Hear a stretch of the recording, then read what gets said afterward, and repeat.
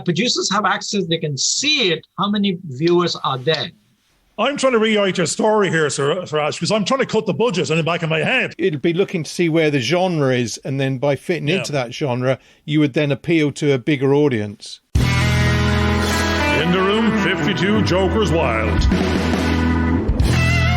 Hello, everybody. Welcome to In the Room with Garvin and George again for this Friday's episode. And our special guest today is Sarij Zaidi, who runs the Indian Film Festival of Ireland, which is really quite exciting. But I know he's also been involved with a number of film productions that he's setting up himself, and he's also acted in quite a few sort of films. So hopefully we'll get to talk about some of that. Now, we had a little bit of preamble a short time ago, and Garvin felt we should include some of this because I was actually going through the process that we're going through, which is setting up the Film Production Academy.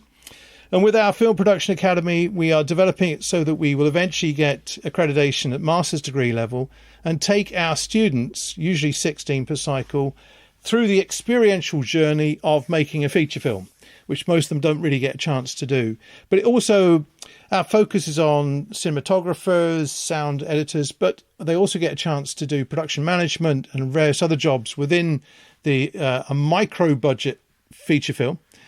So they can then get the experience they need to get to go on to work in the industry. We're very much focused on the idea that this is a job.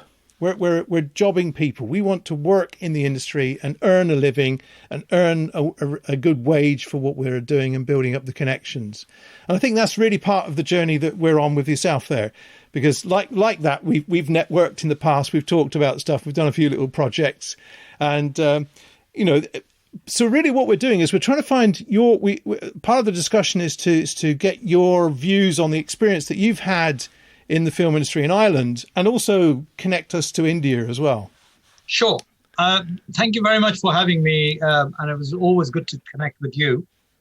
Just to let you know, I've just been off from a mega budget picture called Disenchanted, which was a Disney production shot in Dublin. So I was acting in it. So with Patrick Dempsey, I've got a little part, not a huge part, but significant enough to call myself in the movie. It was the first Hollywood film that I've done. And I was treated like a king. I mean, I had my own trailer. I had my own, usually they spoiled me like anything. It was I think it's a $10 million or $20 million film. I don't know. 18 million. Somebody said $18 million. Anyway. Siraj, I'm going to stop you for a second and go, I love your starting pitch. Her Patrick Dempsey was allowed to act with you, on a mega production. So it was a brilliant ego twist. I love that. I'm on a mega production, and Patrick Dempsey, I think he was a co-star or something, was on it with me. I had my trailer, and it's all about me. I love it. Great start. My character was a fantastic name called Hot Tuna Steve, and Hot Tuna Steve was an interesting character. Anyway, just to go back into my madness of my work world, yes, annual production of the film festival that is happening in Dublin for the last 12 years. Last year I had a virtual one, and this year again I'm having a virtual one. So the website is there, www.indianfilmfestivalofireland.ie. And in the past, we have invited huge amount of people all the way from the Indian film industry, directors, stars, writers, all sorts of people, and it's a 4-day long weekend kind of festival, Friday, Saturday, Sunday, Monday. It closes on Monday. So it had been a success story, let's put it this way. It sustained me for a while, although it's non-commercial. It's not making a mega bucks, but it's there as a film festival because I started as a frustrated person because Dublin Film Festival would not take any Indian films and categorize them that, look, I had a kind of discourse with the director who was American-driven, Hollywood-driven, and inviting all the American stars. And I said, look, you're calling it an international Dublin International Film Festival, but you're not including, the significant industry. And I'm not talking about Bollywood here. My films that I'm interested are meaningful cinema, parallel cinema, new wave cinema, cinema that has been winning hearts in Berlin and Toronto and everywhere else in the world. Those are the films with gravity, stories that have meaningful cinema. That is what my films are all about. That the film that I would like to screen here. And I would like, so by token, she took one or two films, but then again, it wasn't a big enough presence for me to make a sense. So I said, to hell with it, I'm going to make my own film festival. And Love that's it. Where it started. Love it. No, actually, I'm going to dive back in again and go, that's exactly how we're entering ourselves. We can queue up in other people's predefined systems and look and hope someone else showcases us. Correct. But the whole purpose is, if I'm the customer first, I want what I want, not what someone else does. Therefore, and therefore, if I'm the customer, there's loads of people like me. I represent the market. So therefore, there is a market for it because I'm there. There must be a bunch of people like me. Now, also, we're saying, you're creating a marketplace, a funnel for those to appreciate. You know there's a market for it. Now, you're touching a word in there, it's sustained you. It's not overly commercialized. It needs to be it needs to pay for itself to be there every year so it doesn't become a draw on your resources, because it has an audience, it has a marketplace, there's an industry. You want to bring the world to Ireland and then promote it back out to the world stage. That's what I'm hearing, and I love it. But we want to make it profitable. We want to make it attractive. Indeed. And if you look at my blurb on the first page of the landing page of the festival, you'll see on the website, I said all along in the last 12 years, the purpose of the festival is twofold. One, to promote Ireland as a location for our producers and directors to come over to shoot films. And we managed to get 2 films in the past 12 years, big budget pictures who came over here. And then secondly, to make our own films, my stories that I'm trying to make with the local talent, with the local crew, and mix and match with the directors, staffs, the creative crew back in India, and do it as a kind of like hybrid bridge films. That has been very successful in the UK. Baji on the Beach, My Beautiful Laundrette, And I actually said I didn't even know I knew this. I actually mentioned My Beautiful Laundrette yesterday. I was going, how do we bring Bollywood to Kildare? How do we bring Bollywood to Finglas? I'm not saying Bollywood. I'm saying, you just said in our language, I want to attract investors to Ireland, to create jobs in Ireland, to create content out of Ireland that puts the Irish talent and country on the world stage to go, rinse, repeat. Hence, there you go. We're back to the laundrette again. Absolutely. We want to wash money through Ireland. Through content creation. And you know what? Money, you mentioned that. I mean, I'm in the business, so I know inside out how this financial jigsaw get together. Again, as you quite rightly said, Garvin, with the other producers, when I talk to the old friends, no names dropping, but I know everybody. Go on. We love name dropping. Drop away. No, I mean, as I said, guys up in Ardmore, James Flynn, Morgan O'Sullivan, all of them, they know me, my work. They are driven by the American productions. They bring what I call it a cooked cake from America, wash it through the Section 481 machine, and come out with the 15% or 20% in their pocket, and rest goes into the production. So it's a recycling thing, because we have a sitting 15 million mega budget kind of ceiling is sitting there. Yeah. The last budget, I think I saw that is up to the 15 million. You don't need to do any but I mean, this film is bigger than that, but up to 15 million you can bring, but the condition is that it has to be pre-sold. It has to have distribution attached. In other words, the investors want to only go in as a last in, first out. Last in, first out is a difficult thing for a new producer. Now, there's something we've just recorded a show earlier today now for next week or the week after, and you've just literally quoted from it.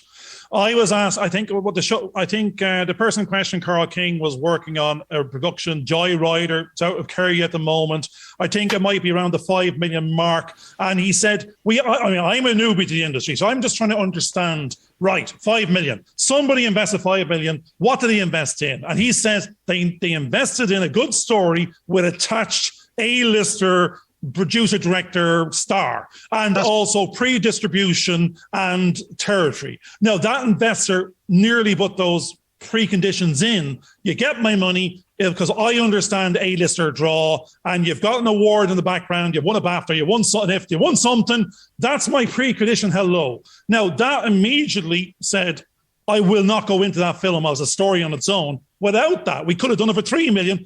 The budget became bigger based on the draw of an A-lister, not the skill set, not necessarily the talent, a promise of a repeat delivery of something that happened in the past and was delivered on before. That does not guarantee a paying audience tomorrow or today in my book. It's your hope and history repeats. Now, at the same time, if you want to attract new money, let's say without those conditions. So now you're going, we would love to be promoting new producers, new directors, new talent, C-listers, great storyline, and attract investors to this micro-budget market, make it simple for them to understand, and get their money back. Not get a break even 5%, anything. They need to know when they're getting their return, where they're getting their return, what they're investing in, what the upside is. And they're nearly like a venture capitalist. They want a 10x. They're being sold Blair Witch all over the place, and they've never been delivered it.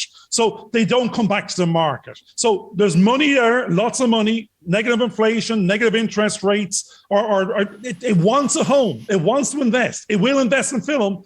It's new money to invest in new stories, new content. But we have the pre-sale aspect is a very hard precondition of an unproven something. Absolutely. Yeah. This is exactly where I've been in doldrum for 15 years. I have a fantastic story that I've written 9th draft of the feature film of a girl called Savita Hallapannawar, who... Oh, you got to change the name. So the problem with the thing is that it's a long multi-hyphenate name. If you change that, we get you 2 million in the morning. I'm talking about the actual story. The name of the film is called Savita. Now, Savita is a story that changed Ireland. You know, it's the story of one Indian girl who dies here, denied abortion because whatever reason. So I bought the rights of the book that was being written by Kitty Holland, and I did 9 years on that. Next year is an anniversary of Savita coming up, 10 years now. Now, I have a BAI. There's a soft money there, Garvin, as well, if you know the soft money, apart from the commercial hardcore venture capitalist. Well, you've actually got hard. Most people are trying to find the soft money in reverse. And they can't get the soft money because the soft money wants a proven something. That's exactly the point. The soft money is the film screen, Irish screen money, which is about 10% to 12%. And then you have BAI money. BAI money could be up to about 600,000, 800,000, about $1 million. And then you top up with the Section 481 money, which is about net 32% now, I've been told. So you're just trying to get 32, 12%, and then you come up with all up to about 70, 80%. And then you go to the financial institution and say, look, guys, can you cash flow it? I have 80% guaranteed here. So there is a way of skinning the cat. I mean, a lot of people are doing many different ways. Sarij, you're in my language. You must have been an accountant in the background. George is sitting quiet here because I keep on trying not to be the accountant. But what I'm now loving is the game in film business to begin is a game of financial engineering. It's a game of investor return understanding. Money doesn't care what your story is. We've said this before. It wants to know the story of how much I'm going to get back and how fast. And it needs to hear money. Money talks to money. Money wants to know when money gets more money back. It wants to multiply itself. Now, it's game of whether we wind farm or film or indie production or macro is how much of my money, you're tying it for how long, what's the break-even term, what's my upside potential, what's the guarantee, what's the capital, what's the risk, what capital of mine is at risk. Okay. And that's really it. Then you're going, Yeah. So look at the income aspect of that. If you don't have a pre-sale, at least if you are banking on the cinema aspect of the project, then you have a 32 county basis. My camera just stopped recording and turned itself off. Oh, did it? Oh, George, you're going to kill me. What's wrong? You're going to kill me. I wasn't recording at all, and it turned itself off. So there's no me in this show to date, right? Now you're Garvin, just start recording, because basically what we can do is we can turn you into the animation again. Yes, so good stuff. I wasn't talking for too long. I'm back in. Sorry, Siraj. No the great thing is, I want to just hone in here because it's coming back to the last three shows. It's all about the money, honey. Now, when we have that. Yeah. It's about, I've attracted it with my story. They believe in me. They believe in that my story, if made with the right talent and crew, produced in the right order at this cost, has a market that will pay to see it and give that investor the returns plus some he's expecting, so he gives me his money again. That's the game. So you got to identify where the sources of income is. Once you made a movie, you spend couple of million, say for instance, as a modest budget, 2.5 million quid, you spend it on the production, you pay the stars, you pay the crew and everything. Now, what is the first payment will come from where? And before you start shooting, actually the security from the state broadcaster will give you a guarantee that 2 years down the line or a year down the line, I will broadcast it, and there's a 3-picture deal or 4-picture deal, RTE, Virgin Media, whatever. So the first check will come from the local broadcaster. Then before that, I'm dealing with the cinemas now because of the film festival. I'm dealing with the Dundrum Cinema, the owner of the Dundrum Cinema, Graham Sperling, and the likes of Omniplex guys all over the place. I have dealt with the box office language. If you see the calculation from the box office is another check that you're going to get into your account. When the movie is in the cinema, Hunters comes in, you hype up 100,000 on marketing and PR exercise. You bought the billboard and everything, and then attracted the punters into the cinema to pay the €10 or €10 or whatever. Now, I'm going to stop you, Siraj, because the problem what we were having and our understanding of finances was we were being sold 1 million users paying a tenner. When it turns out your cut of the tenner could have been 50 cents. And what we actually need to get back of 3 million, if we spend 3 million and the distributor is getting half and we don't have an exact figure, because they're promising someone might turn up and watch. We don't know a pandemic is going to stop something. Well, can I just ask something? Money. I just want to come back there. Would we need back to get that 3 million back plus the return? So but are you becoming the distributor in that scenario, Siraj? Are you, because in that sense, or do you have to get a distributor to get into the cinema? No, you don't have to go to distributor. See, for the producers, producers are allowed to keep their home territory, as they call it. The home territory is Ireland and the UK. Both we consider it as a home territory. Yeah. Now, in the Brexit terms, I don't know how it would pan out, because I'm talking about pre-Brexit language now, that home territory used to be UK and Ireland. That is a producer's territory. Before you go to Europe, before you go to North America, before you go to Australia and Asia, Middle East, if you open the film in Dubai Film Festival and a buyer comes in, you invite the buyer from Mumbai, fly them in, put them in a hotel and say, look, guys, there's my movie in Dubai Film Festival. And the deals are done there. So that's another Asian market.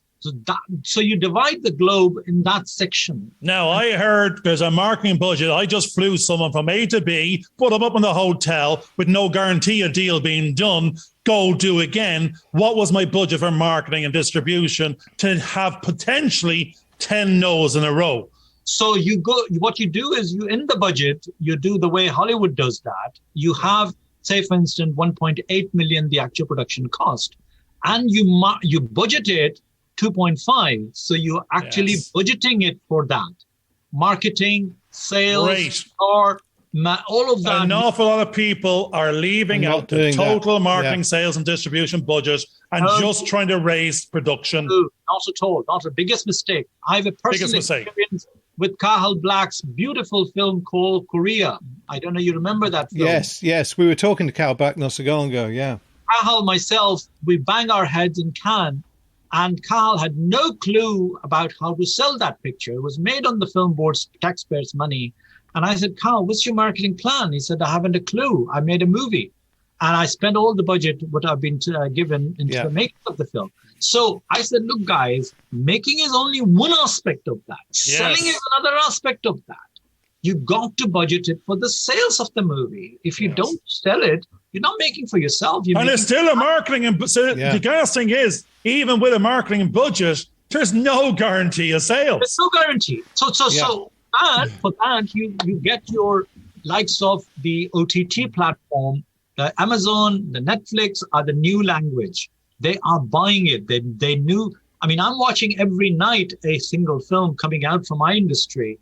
And every night they're uploaded 4 or 5 films. So they have a streamline now. They are financing it before or during the production. So while you're in production, you send the rushes, you send the raw stuff and say, look, guys, this is in the making. It'll be ready. The answer print will be ready by X number date. What is signing signing on the dotted line, and give us some sort of a guarantee that you're buying it for X amount. So the thing is, Siraj, I'm hearing an awful lot of great stuff now because you're in the business of film. You're in the business of raising the finance, understanding sales and marketing as being the important drivers. Customer is king, and then we get to make our passion. We're given the permission and the wherewithal to make the story they want to see because they want to buy it. So it's actually in reverse order. Most production companies that we're coming across are wrapping themselves in this naming convention, which effectively is just wrapping their functional job of production around themselves so they can deliver service and use up wage budget. They are they're assuming someone else is raising finance, someone else is actually going to sales and market, where actually that's why the investor is being burnt on a regular basis in the indie production area and will not be burnt twice and thrice. You will not get my money a second time. Just a quick question here, Siraj. You're obviously dealing with the cinemas now, and obviously in the last 5 to 10 years, cinemas have gone from celluloid, where you would have had maybe a 2-week showing in a cinema, to now digital, which could actually restrict that down to 1 day. Does that impact your marketing plan? Because of the way the cinema can actually have it going in and out, because they haven't got such a big investment in the showing of that film. Obviously, it costs about £2,000 to get a reel of film in there. They'd want to get their money back on the £2,000. But now it's digital. Does that reduce those costs? It does indeed. It does indeed. So right from the production aspect, you don't need a huge, big monster cameras. You can shoot it in DSLR, small red cameras. So the production cost is reduced, is sliced really down. So therefore, you have a less, unless it's a massive films like Disney or whatever, a Hollywood thing, which they waste money. My character was a tiny character. They had 4 sets of the costumes of one scene. Yeah. I did not even open the packs of the 3 other sets of costume. Gone wasted. The other scene, which was also the waste of the money. Someone else's money. So what about at the other end of it, when the film's actually finished, and because you mentioned a copy of the rushes that could be sent to them. That's now digital as well. But when the film's actually finished now, it's obviously delivered as a digital package, not as a film package. And one of the things I had heard was that quite often a cinema can actually show a film one night, and if it doesn't, or over a weekend, if it doesn't have the audience coming in, it can actually just quickly take it out and put something else in that it knows will generate an income. Whereas when it was on film and actually ended up as a big can of film going into the cinema, because the cinema had to invest £2,000 for that particular, they wanted to get their £2,000 back. But I'm just saying, in your marketing strategy, does that impact the way you now have to deal with the cinemas, because they can take it in one night, show it, and then drop it? Or do you come up with a deal that tries to keep your film in the cinema for a longer period of time? I suppose what is happening now in the post-pandemic 2 years, cinemas are shut down, and there were no films. Nobody was going in to buy the film, to buy the ticket. So obviously, cinema has hit it badly, big time. So now everything is online. I'm not paying rent to the cinema to hire the cinema to show my films. What I'm saying is, the cinemas used to hire to get the money from the producers to show the films. They said, okay, pay me the rent of the 5 shows or 10 shows, whatever you want. It's a 14-show deal. Will pay me the minimum guarantee, MGs, of that thing. And if over and above, the punters will pay, will split it 70-30, 60-40 or whatever. But I want my wages for the staff, for the front staff, the electricity, the projectionist, all of that. It's your film. You covered that. So all of that need to be taken into an account when you're releasing in the cinema. So life is a little bit better in the sense that you're releasing on the home computers, on iPhone, on the home technology. People are watching short films now being made more because 20 minutes, half an hour film is easy. Much more consumable, than to film to the 2-hour film. But people who are in the movie and they really want to watch a good film, they will sit on the computer. They will sit at home computer, home studios. People have made home cinemas with larger screen and all that, and so therefore they're watching on digitally, and so therefore, who is projecting digitally? Who's releasing it? So you could release yourself on your own YouTube channel. Now your YouTube channel can attract the commercial money, the advertising money. How the distributors are being eliminated from the process is because the producers have becoming more proactive on the digital platform. And this is the only way that you can get sponsorships as well and say, look, guys, I'm releasing that film. Your ad will go in there. So you dress up the YouTube release with 10 different ads. And all of those people will pay you X amount, whether they're big or small. If the insurance company is there, they will pay the insurance, a decent money. So there are ways of actually making income while you're actually distributing digitally. A, B, Netflix, Amazon are paying cash. They are flush with cash, and they need money. Actually, there's a curiosity now because I'm not informed. What would you expect per view as a revenue per view to you from an Amazon view? I mean, you're happy to get even a 50 cent or 10 cent, 20 cent. No, I'm saying that is 10 to 50 cent is a 400% differential on break-even payback. 10 is not. I need 5 views for 1 view in terms of multi-million views to get 3 million quid back. So if I'm only got Amazon views, then £2 million budget needs to be getting me 20 million views to break even. So this is where a game of maths starts to kick in, going, what is the guaranteed something? What language am I pitching to my investors? I expect 20 million views when I haven't got 50 views off my YouTube channel with 4 subscribers in the past. Okay, so there's a software program which actually will tell you how many viewers are there, and you negotiate with the likes of Amazon and the Netflix and tell them that, look, I want a piece of software that you have and a daily report, because what we call it a daily report for producers, that today I have had 500 hits worldwide. Yeah. Tomorrow we will have 700 hits, maybe. So that's how it stays on the platform for a month. And then it's been taken off, as George said, that if it falls below those hits, and that's a software program easily, there's a company in Netherlands actually who specializes in creating those software programs. So producers have access, they can see it, how many viewers are there. And per view, you can then calculate that, yes, film. And the most successful aspect of that is the terrestrial channels as well. Yeah. The terrestrial channel, the satellite channel, the skies, all of them have got their own subscriber viewers. If I've subscribed to Sky, I'm paying it 70 quid every month anyway. So those are the streams, and they will buy it and they will pay you for that. They say, look, so while you're actually making it, you at the same time, you're selling it to the different options of the movies.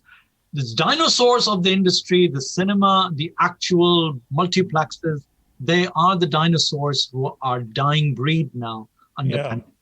This is what, and so are the broadcasters as well, because their model is actually breaking down. I think the other thing that is quite important, that because we did mention YouTube, but there's actually two sides to YouTube. There's one of the sides is the YouTube where anybody can upload stuff, but that's not a commercial venture. The other side is that commercial films are paid for by the streamers, or the streamers can sign up for premium. There's a premium package that they can sign up for, and then there's a percentage of that that people get. And I think also with Amazon and Netflix, because there is a subscriber base, what happens is that they buy a license. They buy a license that allows them to show that film for a period of time, and after that sort of license runs out, they either renew it or they let that film go. So there are mechanisms for which the filmmakers can generate more of an income. I'm going to jump back in, because what's strange thing is, sorry, George, I'm going, where's Bollywood in all of this? This could be anyone we're talking to. The great thing, what's interesting, we need to bring it back and put a flavour on, I think, because what it says is no matter the film, it's going to find at a certain level, without money, your own money, and you need to be someone else's, and you have to attract money to make it. Even if you had the money, the talent might not be there, the worker might not be there to be available, given the other demand on their resources in the industry, because the big boys pay a bigger bang for buck. But now, what I heard at the beginning of this conversation was, you have your passion project. You have some soft money with it. You bought the rights to X, Y, and Z. There's a bunch of people out there that do believe in you. And okay, I think what might have upset in the meantime was 2 years of we know what, where, and when, and we won't talk about that anymore. But that aside, you're going, this film, the one you just mentioned, I can't even pronounce the girl's name. What is stopping that now? What's the missing piece that brings that to market, that attracts that talent, that launches it to these marketplaces, of which you know all the above and are confident you can bring a delivery to an investor? Okay. So it's an application process. It kicks into the actual process. The big production companies I need a co-producer who can actually give me the gap money, as I call it. If I have a gap money, I can go back to the software BAI, the Irish Film Screen, and with the bit of a gap money with me. And then they would say, okay, if that you have, you're ready to roll. Yeah. We're back to the same question. The brilliant thing here is, no matter where we've gone the last 10 weeks talking to anybody, we're looking for a pregnant chicken. We've chicken and eggs all over the shop. Everyone wants the other person to bring the money to make their money be real. Everyone has to show their cards at the exact same time. Everyone else is hoping the other person is going to solve the missing piece, but no one wants to show their cards first. And neither exists without the other existing, which is the pain in the marketplace I can currently see. Okay. I'll give you the example how Noel Pearson got for My Left Foot the first check. He went around the same thing. Jim Sheridan never directed the picture before. And that's all the factors kicks in there. You have to have a name director. Jim Sheridan was a theater director working in New York. He never had that experience of nobody will put money into him. So what Noel Pearson did, Noel Pearson went to Wheelchair Association of Ireland. And he got first 200,000 from Wheelchair Association. It's a movie about a crippled guy on a wheelchair.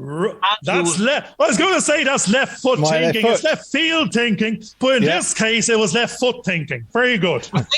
And 200,000, he returned it back, 400,000, and bought more wheelchairs from the profit of the film when it won the 11 Oscars. So first check, to answer your question, Garvin, is that the first money could be from any creative thinker. I mean, at the moment, that's what it is. And somebody has to take a chance on you and said, okay, I believe you enough on the basis of the script, on the basis of the subject matter. I mean, here's a subject matter who's changed the law of this country. Eighth Amendment, my movie starts with the text written on the screen, what Eighth Amendment is all about, how women were being suffering and all that. And now after the death of this woman, Eighth Amendment is gone. So it's beautiful. It's powerful. You're talking about, and this is a language again. Your first customer is an investor profile. Your first customer is not an investor currently investing in film. Your first customer there is someone that wants to hear that story told. Exactly. Your first, and they like the American, they like changing laws. It could be the Women's Association of, it could be the mental health issue, blah. What you're actually delivering to them is a PR story of social media, of seen to be sponsoring this story being made. Correct. Absolutely. Every girl would like to see how Savita died, why Savita died. If she would have been given in a right time, a quick abortion, she would have been alive and would have been a mother of 2-3 other children by now. Why?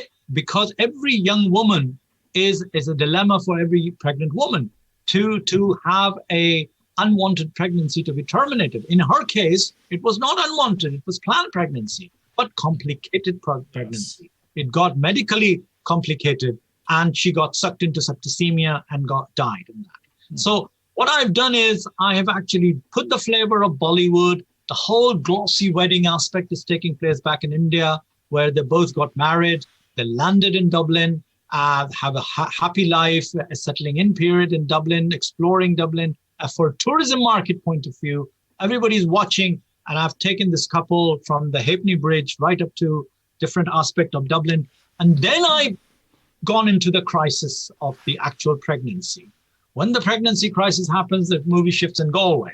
And then we have a Galway hospital scene in ER elements kicks in of the medical aspect.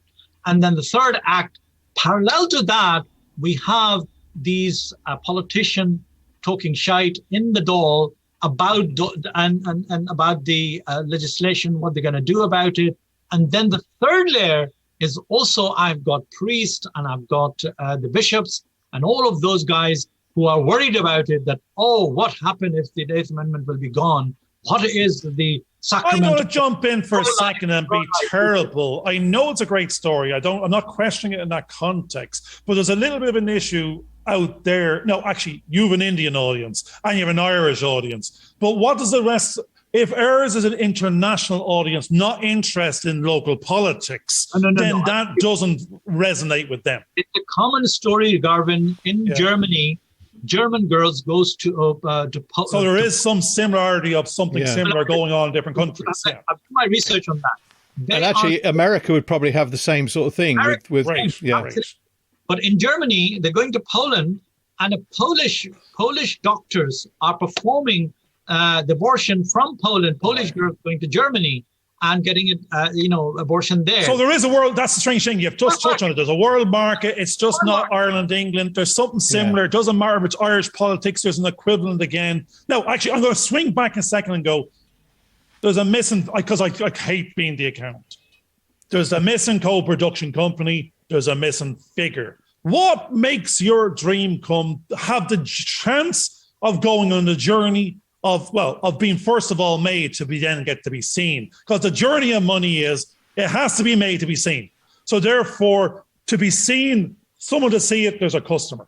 But the first customer is investor. What is the figure you are now asking for to show an example? Because are you in indie micro production? Is your budget totally 3 million? What level are you pitched at? And what's the missing money? Okay, the 8th draft, which I have here, I'll show you the copy of that in front of me right now. I budgeted for 2.8 because it's the international element that a shooting has to be done in India as well for 10 days. There's a schedule over there, 10-day schedule for whole wedding, glossy big wedding. And then we come back. There's your problem. There's $1 million we can get rid of in the morning because that's lots of cast and crew in the foreign country. Can we do that in Finglas? Can we do it in a marquee in the rain? We can. There's a creative producers will give me the solution for that. You don't have to go to that. I mean, you could be shifted back to anywhere. We could shoot it in London. In fact, it's not that problem. There's a huge Asian community over there. One could revise the script in that way. Yes. To answer your question, if I have 500,000 tomorrow, I will announce the production first day of principal photography in few weeks' time. I'd have to stop you and go, You say it, you have to be in a position to finance end to end, including marketing and distribution, or wherever it is. The figure that has to be there to be able to be invested needs to be the 100%, including the financing of all tax breaks and the timing of soft money to plug into the full schedule of process, pre and post production and marketing. The problem I've encountered with everyone I've talked to in the industry as an accountant was they got the first bit of money, went off and spent it, ran out and couldn't get the next piece. No. You don't start the shoot. You don't start the pre-production prep until you have the full budget aligned up. Yes, right. We're okay again. No. That's amateur. And professionals don't do that way. You got to have the full money in the escrow account. Yes. You don't touch it until you are ready to roll the camera. When you know the schedule of 6-week shoot, 14 weeks post-production, and 10 weeks of marketing. All of that is going to cost you Y, X, Y, and Z. And I have all that in the bank. It'll be spent in such and such manner. You don't need to spend, all of that in one day. So it's run out, and then you pay. By the time it gets released or whatever it gets completed, the income start coming in there from there, because the sales aspects kicks in there, because you are already, while you're making, you're selling it. Yeah. And therefore you are talking to the broadcasters, you're talking to here we will get, for this particular project, we will get RTE to pay, TG Kahar to pay, or to Virgin Media to pay. Because I'm going to stop you, because I'm honing into the language. We will get a conditional future-proof something. There is no guarantee they'll say yes. No, you have to have gosh to get the investor money, because if you don't have that in signatures, that's a hope, and it might be hedged, but it needs to be signed off with a figure of what you're getting, a point of measure of reaching a benchmark. So that hinges upon deliverable, as in our business we call it deliverable.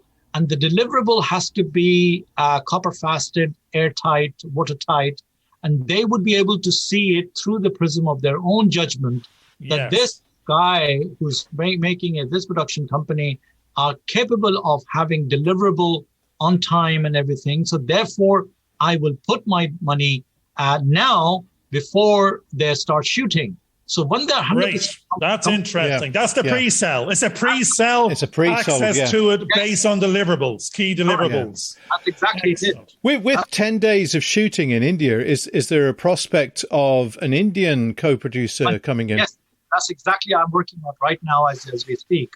I've sent the script to 2 different people. There are production houses over there, because I'm giving them back in return their own territory. They said, the guys, recoup it from your own. I don't want any penny back from your territory. You put. No, I'm going to stop you right there. And you just handed 6 billion paying viewers on the basis of we don't know what figure. No.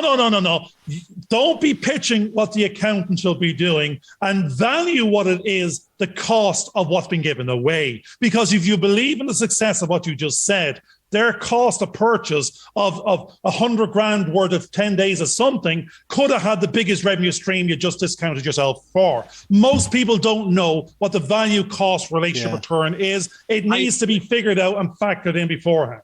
That's negotiable. Obviously, it's negotiable. And I agree with you totally. But because beggars can't be choosers in that sense, because you need that money in order to spend that over there, in order to make up. Well, you don't need that money, Siraj, if it's happening in Finglas West. So therefore, you didn't lose the Indian audience on the back of doing 3 days of shooting. So the thing is, what we have to do is look at the production schedule, look at the ask of task and activity, look what the shot needs to be, where it can be, what the budget is for, what you're giving away for that, what is the money you need from your investor not to need that in the first place, and give a better break-even return to your current investors.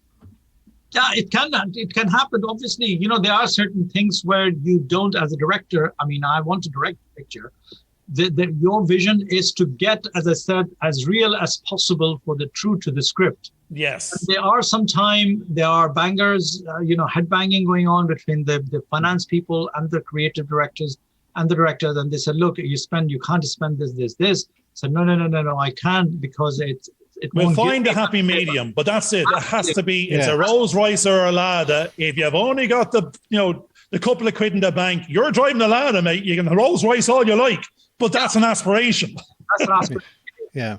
No, I mean, as I said, there are means and ways. There are means and ways. There are means and ways to do that. And if local producers would come along and said, look, I want, yes, I like the story very much. I mean, it's a local story of a local girl who died, and it was a big news here 10 years ago when it happened.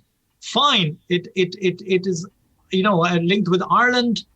May not have a huge impact. And it's not a typical Bollywood song and dance movie either.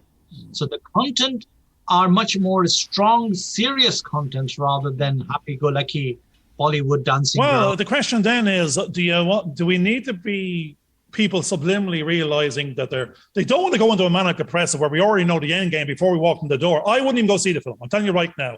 I wouldn't be your audience, because I'd be going, I would go for the singing and the dancing with the wife if she made me, but I certainly wouldn't be going for the factual, the hardcore, there's mental health issues and there's all that mixed in it. But there would still be an audience base, though, that would want to. There is an audience. Yeah. And I think you could actually then get a second audience through the body. As you said, if there's enough of this, the what's that? Laundrette, my dirty laundrette, wherever the thing is, there's an audience that can be twice the audience, 3 times the audience. Yeah, there has been recently indications that even though the so-called Bollywood way of working is possibly going to phase out, it may recycle again, like the musicals of the 50s in America and stuff, because there is an indication that Bollywood is also realizing that genre type movies is also important to their audience, because they will watch them as well.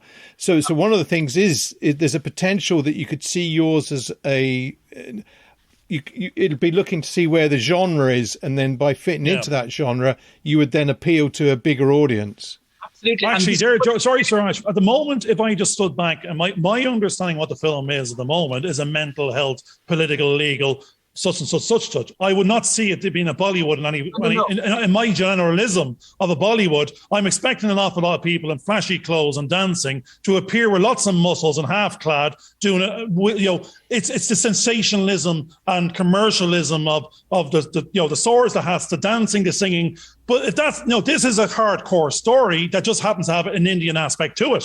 Yeah. Sure. No, but not only mental aspect of it. It's a very jolly good film, a jolly film in the sense that like the way I've written it. When the wedding is taking place, I have an Irish 70s band flown in from Ireland to India, and they're playing all the hit songs, wedding songs in this wedding back in India. Now, that is novel because your man was living here before, and he knew his friends, an Irish friend. He said, look, I want to give you the biggest present by bringing this wedding band. Now, the wedding band in Ireland is huge, 70s, 60s, 80s. They play in the weddings. That's where guys are dancing. That's where the whole wedding six-month fatten up. That's where the dancing element comes along. And you have... That's where the budget gets out of control. Well, not really. No, that's what I'm saying. Are they all CGI Muppets and puppets? That if ever not. Well, actually, one of the things that's quite interesting about that is that what's quite nice there is it doesn't have to be the traditional musical Bollywood type thing, but the fact that it's got that element echoes those ideas within it, which I think becomes quite interesting. But also one of the things that I find fascinating, having been in Birmingham, was the conversations I had with lots of Indians there who were saying how much the connection that the family values fitted into what was going on in Ireland. And they basically just said, all we have to do is turn the Irish flag around, and there you've got the Indian flag. There's an amazing conversation there. I'm trying to rewrite your story here, Siraj, because I'm trying to cut the budget in the back of my head. And what I've done is I've actually got, we're bringing India to wherever the wedding is in Ireland. So they come over here, but they bring the band, and the Irish bunch had their own band. And what we have is the battle of the bands of Celtic meets Bollywood band battle. But don't forget, one of the things that's also very important is that Ireland can actually represent other countries. And I've been watching. I've been getting into motorbikes again, and I've been watching all these renovations of motorbikes. I'm looking at Royal Enfields specifically, which are made now in India. And what's really fascinating is that some of these guys over there had basically taken some wrecks off the roads and turned them into what looked like brand new bikes. And I'm kind of like, oh my God, that's amazing.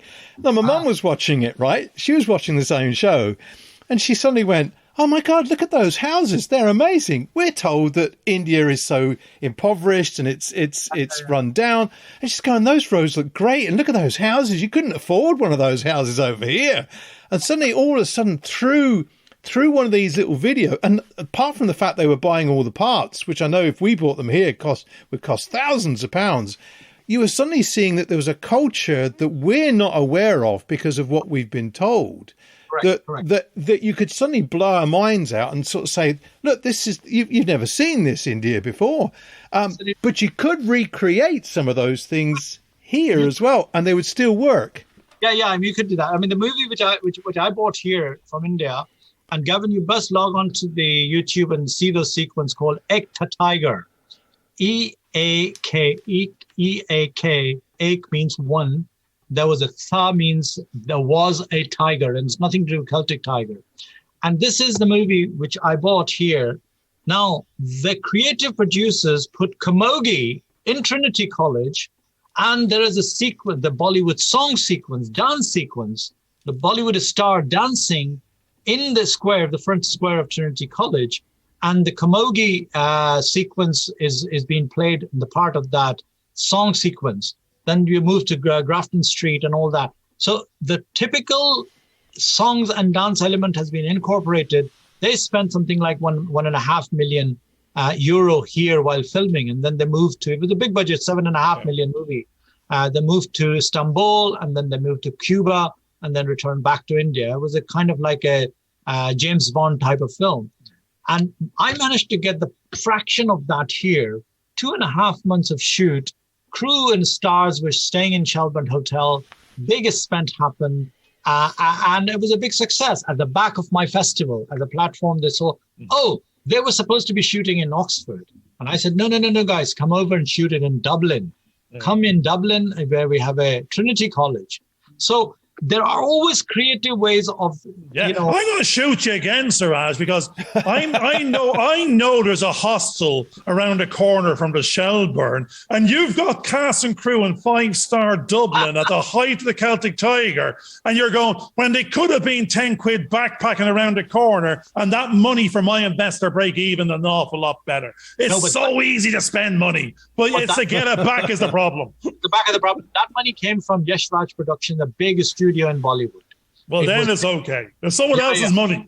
Someone else's problem and someone else's money. I can spend that all day long. See, this is the thing. A studio, when you're dealing with the studio back in India as well as in Hollywood, they're all principles are the same. When the studios get involved, they have their own standard. Their stars. That's it. Their stars needed concerts and all that. They had a biggest star like Arnold Schwarzenegger, Salman Khan came. He didn't bother to meet Taoiseach, Leo Varadkar, who was the Minister of Tourism at the time, invited him for lunch, and he didn't turn up. He said, fuck off. I'm not interested in politicians. I'm here to see my movie. Yeah. And Leo took it as an offense. He said, we have given you a huge this, that, the other. He said, but for the star, they are so big in their head, they are concentrating on that. He said, why would I go and eat lunch with the Irish politician? What's got to do with that? Yeah. But there was a PR exercise. What I'm saying is there are complexities of all production. No, I say actually, Siraj, I think the great thing here is you're working you're in the industry, you're working at all levels of it. But when you drop out of it for a second and go, you're your own micro industry, when you have your own gig you want to get done. And that bit then doesn't matter about the rest of it because they're asking their money. That all aside, it's your money now. Not them. You've to raise your budget. You've to negotiate that with your cast and crew and team to deliver on your story. You will be much, much more protective of that money to get the value out of it. Definitely. I agree with you totally. And I would go again over the script and see where and how we can. In fact, one cameraman at the moment is in London shooting a Bollywood film with a studio picture. I've given the script to him last week. He's reading it. and he's reading it with the view. Say, for instance, I'll give you the example of that. There's one sequence after you read in that opening sequence. The movie opens with a crowd of people at the back of the paper canister church, the shouting matches going on, pro-life and pro-choice people. We have 3,000 members of extras, dolly cranes, all of them, Gardi moving in there, and the shouting match is going on between the two groups of pro-life, pro-choice people. That exactly happened.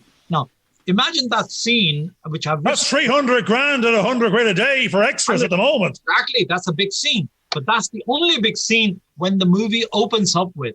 It's already gone. We're going to CGI those heads in there. You do not have 300 grand of your budget to have a little sort of flyover of Pimlico in a crowd. That's madness with indie budget production figures. No, but CGI, you can do CGI on that too. I mean, with the 200 people or 500, 50 people, you can do it. Certainly like that. It doesn't have to be 3,000 people shouting matches going on. What's your budget there? For a laugh, Siraj. You put in a figure for that opening scene. What was your budget you penciled in on that one? See, in terms of page, you are shooting a minute a page. Right? No, you're shooting task activity, job type, pay rate on a day. Yes. But what did you put in for the budget for that day? For that's what I'm saying, that depending on how you scale it down, the day is a minute a page. And if that... No, I'm just going to say people. You're going to go, I have 100 people minimum or 1,000 people minimum at 100 quid as an extra fee at minimum wage. How many people am I paying for that one cameraman to sort of look at? Because they have to be there, they have to be fed, they have to be accommodated, you have to have security guard people around them.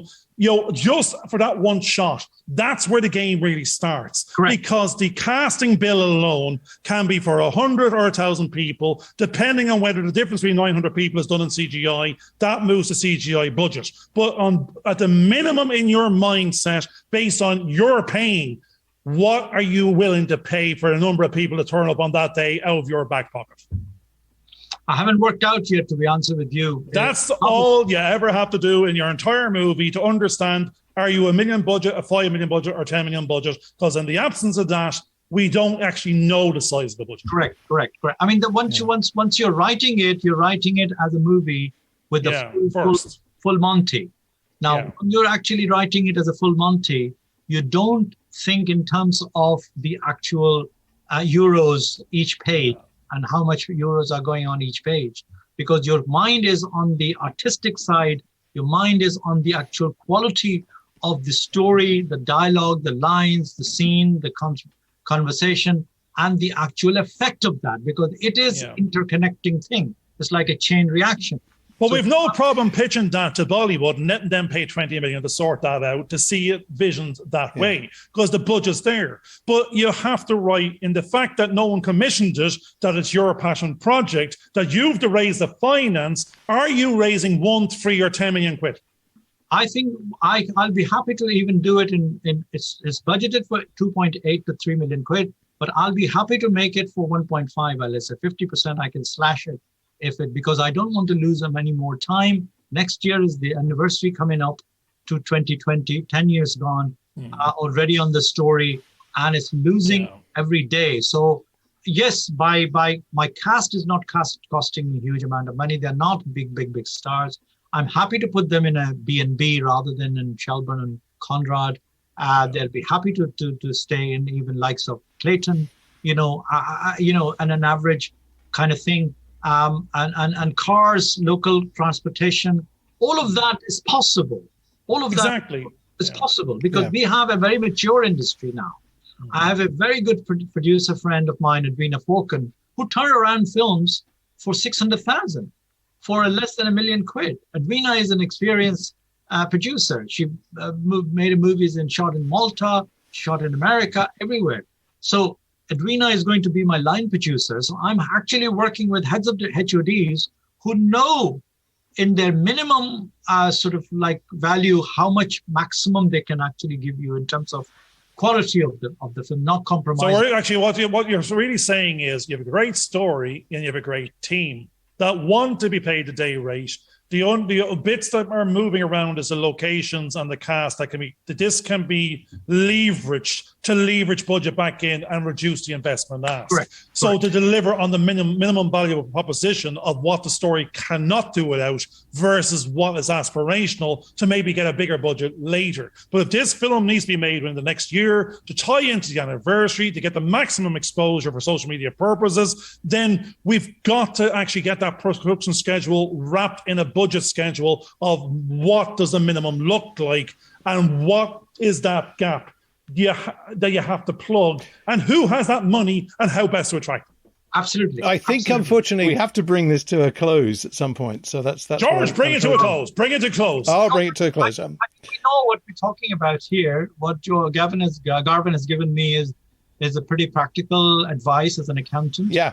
And it's helpful. And you need to have a production accountant. You have to have an expert, the tax accountant, and all that, who source the tax money. There are tax houses who are around us who are actually expert, likes of Mazar and likes of all those guys. And, absolutely, who have the 481 ready to go in there. It's a revolving money, every year. It's money. The journey of money. I think what's really interesting though is that what we're now finding through these conversations, and although I may not be contributing as much, what's very useful is that there is a dialogue that's going on, which is what a lot of filmmakers don't actually don't talk about. And I think what's been really refreshing is to hear your angle of things, Siraj, because you are thinking about the things that we were saying were important to encase within the film budget. And everybody was just talking about the production budget. They weren't thinking about the marketing budget. They weren't thinking about all the other things. And I think what is also important is that we start to look at the stories that we're telling. And we do start off with the Rolls Royce, and quite often we have to come down just to compromise the story. But until you've got it written, you can't actually then start to look to see how you could do things differently. And that we need a car, George, part. Not which car. Exactly. If there's no car, we're in trouble. I know. We need some kind of vehicle in there to do that. So, okay, well, look, what I'm trying to do now is I'm just going to wrap up from what I've just been hearing. We started off with Siraj here, who's the Indian Film Festival of Ireland organizer. He's been very much involved in the film industry since I think about 1984. This has come from another discussion that we've had. I think what was really interesting was to hear the film that you're working on yourself, Siraj, about how you're coming up to the 10th anniversary of this situation with a girl that had died in Ireland, who was from India because of her situation, and how that changed some of the laws that were going on in Ireland at that particular point in time. Yeah, and I think that's it's called Eighth Amendment. The Eighth Amendment, yeah, and I think that's so in one sense we were looking at where do investors want to work on projects, and also and I mentioned this to Garvin before about the conflict that sometimes happens between the creative and the finance, and it's trying to get that compromise to work so you get a film made. But I did like the conversation that we were having about how you go about potentially selling, and Siraj was talking all the way through here about you are selling the film right from the beginning and trying to get people so that that there is an audience there that will then pay to watch the film you're making even before you get out there shooting, because then at least you've got some way of getting that film seen, which I think is so important. So absolutely. I think at this stage, if we have the last words from yourself, Siraj. Yeah, well, thank you for having this stimulating conversation. Just to give you an example of the last one, it's like I did a movie called Halal Daddy, which is a German finance picture. We shot it in Sligo. I had a large role in it. And it stayed on the various platforms, Netflix, Amazon, and all that. Colm Meaney was a lead with other young actors, and I had a fairly big part in it. That picture was about around 2 million euros. And the Germans finance co-production come from Germany. And this is another angle, is that now we are taken through part and parcel of Europe.